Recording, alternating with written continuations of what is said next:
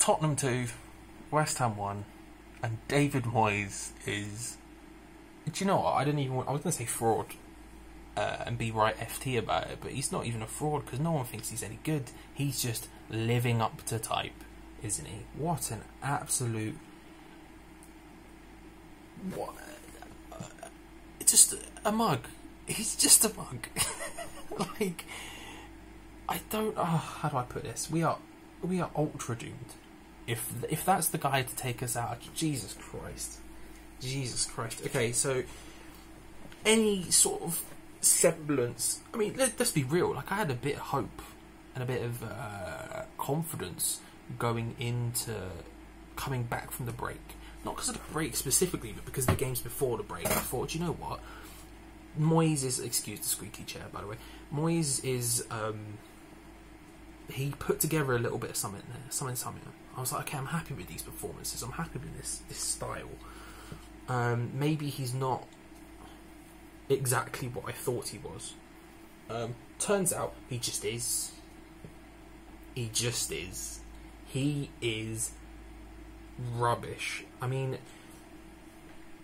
I really, really am desperate to give him the benefit of the doubt because I'm concerned about what the outcome is if I don't. But the truth is that any semblance of confidence or hope that I had from those games, he is completely and utterly destroyed over the past 2 games. And the more I think about it, the more angry I get. And what's worse is that he has done it. It's those games where he has done it. The Bournemouth game, the Liverpool game, like, these were games where he did step to the opponent, did do something a bit different, did do something against what he would usually do. When the first half today wasn't bad. Like, I don't think it was good enough, but I was happy. I was like, okay, there's some positive signs here. We're creating chances, we're causing them problems. There's something going on here. We're doing bits. And I said to young Tom, me and young Tom, we did the watch along, and at half time I said I would probably change something here. I'd probably bring on a Yeti for 4 hours, maybe put Antonio out wide, give them something different to think about, because they're going to assume that we're going to come out the exact same we've gone in, and so any changes they make, and they were on the back foot in that sense, so would have to make changes, would be in to capitalise on what we were doing. So let's change our vector of attack, if you will. Let's put Antonio out wide, bring on a Yeti, a more traditional striker, give him something to occupy the defence while Antonio has a bit of space to run at them, Bowen on the other side. Let's push them here. Let's give them something more to think about. And instead he did nothing. He did nothing. My man thought that, like, that was a good idea. Because management is more than picking 11 players and putting them on the field, right? Management is more than the tactics. You have game management. Substitutions, my G. Use them.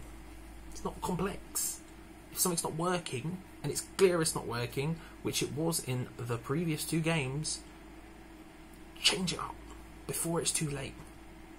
And that's the key, David, before it's too late. Not that you'd changed it up anyway, but, you know, do it within a timely fashion so that you can actually reverse the flow. You know, ebb and flow and all that. What's that line? If you don't play PES, Pro Evolution Soccer, there's a line the commentator's always saying. It drives me up the wall because it makes no... It's just not how the phrase works. But the guy goes, this game's been flowing, but there's plenty of time for some ebb, which is not how the phrase works, but Moyes, ebb it, bruv.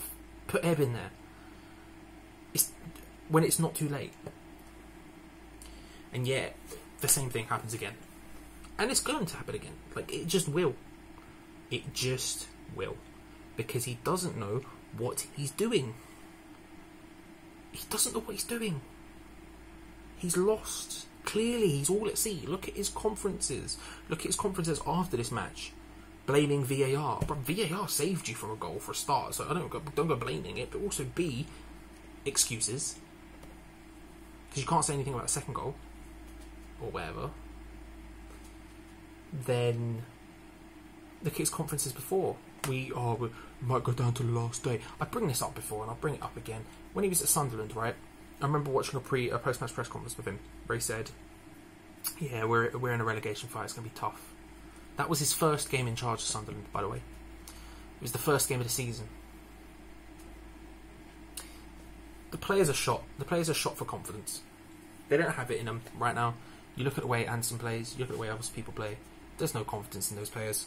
And the guy who's meant to give it to him is talking about how we're in a relegation fight, how it's going to go down to the last day. If you haven't watched the watch along, come watch it for Chelsea. Watch my despair live with Tom. And I look forward to it. I look forward to July 1st, Wednesday, where we get to do this whole fucking charade again. What an absolute trash manager we have.